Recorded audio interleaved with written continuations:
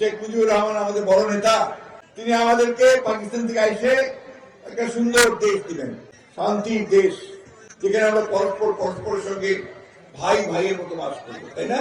কেমন আছেন আপনারা? বহুদিন দেখা সাক্ষাৎ হয় না, কি করে এখন থেকে আসবা পারবেন ভালো হয়, ঢাকা চাকরি পাওয়া না হলে জেল খায়, ঠিক না? আপনারা অনেকে জেলে গেছেন, আমার ছেলেরা অনেকেই জেলে গেছে, ঠিক তো?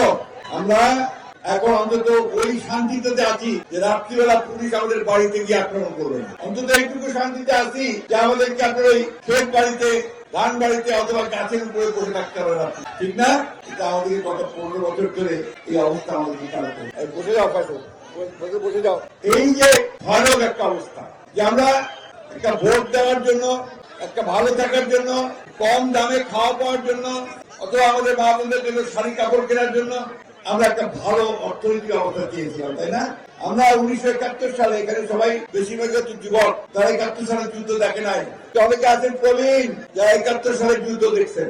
আমরা যুদ্ধ করেছি 71 সালে, আমরা যুদ্ধ করেছি, আমাদের একটা স্বাধীন দেশ পাবো, পাকিস্তানিরা আমাদের অত্যাচার করতে পারবে না, পাকিস্তান আনন্দ বাহিনীর হাত থেকে রক্ষা পেয়েছিলাম যুদ্ধ করে, বুকে রক্ত দিয়েছিলাম, লক্ষ লক্ষ মানুষের শহীদ হয়ে গিয়েছিল। আমাদের হিন্দু মুসলমান ভাইরা আমরা ঘর বাড়ি ছেলে ভারতে চলে গিয়েছিলাম, আমরা সেটা ভুলি নাই। এই বাবা তোমরা যদি কথা বলতে থাকবে আমি তো কথা বলতে পারবো না, প্লিজ পেছন দিকে কথা বলে না। এখন আমরা যে ভারতে গেলাম, উদ্বাস্তু হয়ে গেলাম, আমাদের দেশের বাড়িঘর লুট হয়ে গেছে, পাকিস্তান আমাদের বাহিনীরা লুট করে দিয়েছিল। এবার আমরা স্বাধীন হলাম যুদ্ধ করে, একটা দেশ পালাম, বাংলাদেশ স্বাধীন। আমাদের মনে আশা ছিল, ভরসা ছিল যে শেখ মুজিবুর রহমান আমাদের বড় নেতা, তিনি আমাদেরকে পাকিস্তান থেকে এসে একটা সুন্দর দেশ দিলেন, শান্তির দেশ, যেখানে আমরা পরস্পরের সঙ্গে ভাই ভাইয়ের মতো বাস করবো, তাই না? দুর্ভাগ্য আমাদের, আমরা সেটা পাই নাই। ওই স্বাধীন হওয়ার পর থেকে কিন্তু শুরু হয়ে গেছে এই দেশে হানাহানি, কাটাকাটি, খুন, জখম, হিংসা।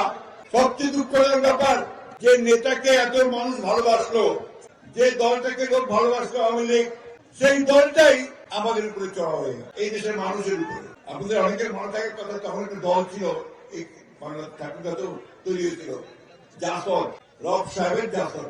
এই দলটা আওয়ামী লীগ থেকে বাইরে আসছিল, এই জন্য তারা মনে করছিল ওই সময় যেটা হচ্ছিল যে আওয়ামী লীগ ঠিকভাবে দেশ চালাতে পারতেছে না, দুর্নীতি করতেছে, চুরি করতেছে, মানুষকে খুন করতেছে, জখম করতেছে, গুম করে দিচ্ছে, সুতরাং তারা তখন বের হয়ে আসছে। সেই জাসদকে তারা হত্যা করেছে প্রায় 30,000 মানুষকে ওই সময় স্বাধীনতার পরে করে। বাংলা যারা করছে, এই তোমরা একটু চুপচাপ বসবা প্লিজ। আমরা সেই বাংলাদেশটা পাই নাই যে আমরা চেয়েছিলাম আপনার 1971 সালে যুদ্ধ করতে।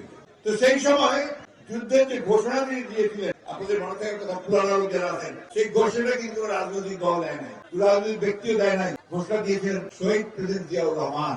এই জন্য আমরা বলি যে স্বাধীনতার ঘোষক জিয়াউর রহমান ঘোষণা দিয়েছেন। সেই জিয়াউর রহমান যখন দায়িত্ব নিলেন, সেই জিয়াউর রহমান দায়িত্ব নেওয়ার পরে তিনি দেশে ওই বড় দলের গণতন্ত্র ফিরে নিয়ে আসছিলেন। তার আগে সেই মুজিব কিন্তু সব রাজনৈতিক দলকে বন্ধ করে দিয়েছে, নিষিদ্ধ, মাত্র একটা দল থাকবে বাদশাহ। এই যে আমার সামনে এত সাংবাদিক ভাইরা আছেন, সমস্ত সংবাদপত্র বন্ধ করে দিয়েছে। তখন সমস্ত সংবাদপত্র বন্ধ করে দিয়ে মানুষের কথা বলার যে স্বাধীনতা, সেই স্বাধীনতাকে তারা নষ্ট করে দিয়েছে। বন্ধুগণ, ট্রেন যাচ্ছে, একটু শব্দ হচ্ছে, আমি একটু পরে কথা বলছি। অনেকদিন পরে ট্রেনের শব্দ শুনলাম, আপনারা শোনেন মাঝে মাঝে নাকি? এই এলাকার লোক ট্রেন যায় না, লুইয়া যায়, তারপরে আপনার পঞ্চগড় যায়, তাই না? আমরাও চাচ্ছি এখানে আরো ট্রেন চলুক, এই এলাকার মানুষ আরো ভালোভাবে যাতায়াত করার সুযোগ পাক, এটা আমরা চাই, তাই না? বন্ধুগণ, সেই স্বাধীনতা যখন পেলাম, সেটাও আপনার 1981 সালে এরশাদ সাহেব এটাকে জোর করে ক্ষমতা নিয়ে নিলেন, নিয়ে আবারও আমাদের উপর অত্যাচার নিতে হবে। আমি কথাগুলো বলছি কারণ হচ্ছে কি, আমাদের ইতিহাসটা জানা দরকার, অতীতটা জানা দরকার। রাতারাতি কিছু হয়ে যায়নি, দীর্ঘকাল, দীর্ঘ বছর ধরে আমরা এখানে লড়াই করে শুনলাম। 50 বছর ধরে আমরা এই দেশে একটা গণতান্ত্রিক দেশ, শান্তির দেশ, ভালোবাসার দেশ, উন্নয়নের দেশ করার জন্য আমরা সংগ্রাম করছি, লড়াই করছি।